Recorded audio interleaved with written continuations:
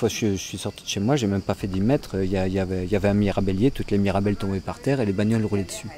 C'est des dizaines de tonnes qui sont par terre tous les ans. On nous rabat les oreilles avec le fait qu'il n'y ait pas assez à manger pour tout le monde sur la surface de la planète.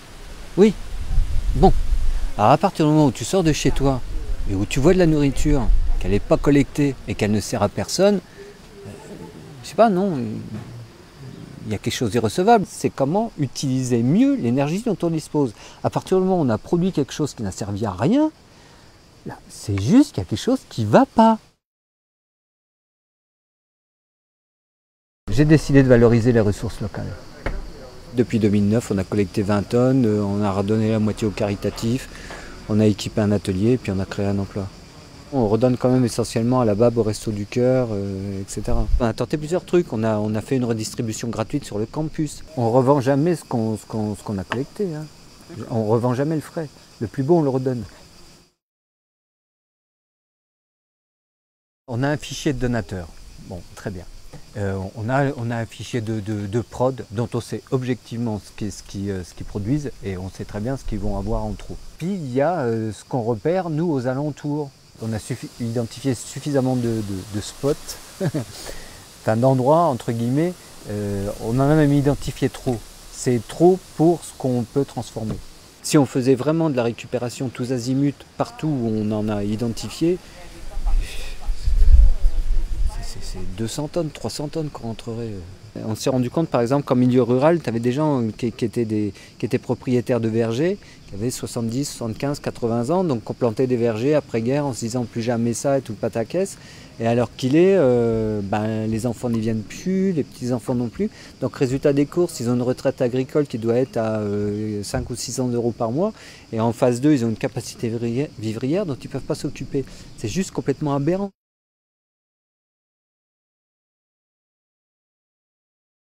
On collecte, on épluche, on met dans la gamelle, on chauffe, on goûte. Si c'est bon, on valide. On a le pressoir d'un côté, on a notre unité de transfo, notre capacité de froid, chambre froide positive, les congélos, chambre froide négative, les frigos. Et on arrive à collecter et à transformer à peu près ce qu'on collecte. On a dû faire 25 produits différents. Là, on a fait une sortie sirop, on prévoit de faire une sortie sorbet, une sortie coulis, on essaye tout, quoi. Pâte de fruits, oui, on a fait un paquet de kilos, là. On a fait une pâte coin graines de courge, on a fait une pâte prune éclat de noisette, mais c'est parce qu'on les avait. L'objectif, c'est d'avoir 10 000 unités. 10 000 unités, ça peut être 10 000 bouteilles de jus, bouteilles de pots de confiture, qu'importe. Tu prends un pommier, ça peut te donner 100 ou 200 kilos. Bon, ça fait 100 litres de jus de pomme, 200 kilos, 100 litres de jus de pomme. Tes unités, tes 10 000 unités, elles sont vite faites, hein. On dispose de beaucoup plus, et on a repéré beaucoup plus que ce dont on a besoin. Et sans forcer, hein. Vraiment sans forcer. 10 000 unités, tu arrives à 30 ou 40 000 euros de capacité d'autofinancement. Et là, on n'en est pas loin. Et là, c'est pérenne. L'objectif de Fruits Malins, c'est de remettre, dans mon esprit, c'est de remettre le garde champêtre au milieu du village, ou le moulin au milieu du village, et que la boutique, elle tourne. C'est aussi un regard sur ce qu'il y a autour de nous, c'est exactement ce que je viens de vous faire, autrement dit sur les ressources vivrières qui nous entourent et qu'on ne voit pas. Il me semble que pour faire bouger les comportements, si on crée les circonstances et si on propose l'outil, c'est possible.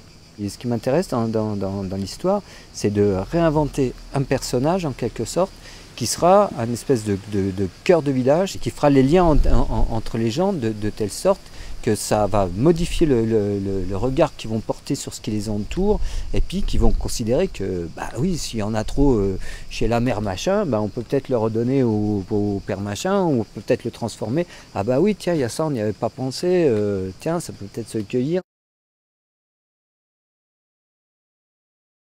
Les freins, c'est les aléas associatifs. C'est-à-dire, tu gères des bonnes volontés. C'est-à-dire qu'en fait, les bonnes volontés, elles ne sont jamais là au bon moment, finalement. Et tu ne peux pas les refuser. Et à côté, tu gères les aléas de la ressource. Il y a plein de gens qui sont dans le yaka faucon, ou il faudrait que, mais au demeurant qui n'ont pas le début de la moindre idée de ce qu'il faudrait faire, et puis qui ont une espèce de comportement de coucou, on en revient sur ce que je te disais tout à l'heure sur l'honnêteté intellectuelle, etc., et qui se contentent finalement de prendre les idées des autres en pensant qu'il suffit de faire des copier-coller pour que ça fonctionne. Non, c'est pas si simple que ça. Je sais qu'en plus derrière, c'était purement politique, quoi.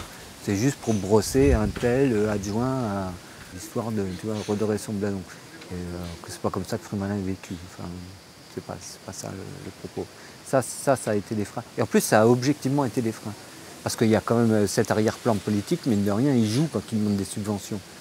C'est pas du tout anodin, quoi. J'aime bien l'idée d'une économie sous l'économie. J'aime bien l'idée de savoir que, tiens, tu vois, là, t'as du gratu, t'as du sureau, t'as de la mûre. Encore une fois, j'ai fait 10 mètres et je vous ai ramené de la bouffe. J'aime bien cette idée-là. C'est incroyablement réconfortant, en fait. Heureusement. Pour moi, les petits pas, c'est ça. C'est des petites choses comme ça qui font bouger les esprits. Je me rends compte, quand on cueille, on a une espèce de calme, comme ça, cérébral, et je crois que c'est quelque chose d'atavique, et on doit rabouter avec notre identité de cueilleur. Je ne saurais pas m'avancer, mais on a une espèce de quiétude, surtout quand on n'a pas d'obligation de résultat. Je veux dire, comme un Frémalin, pas d'obligation mais quand on fait comme ça le geste de cueillir, je dois admettre que ça, c'est assez cool, ouais, vraiment.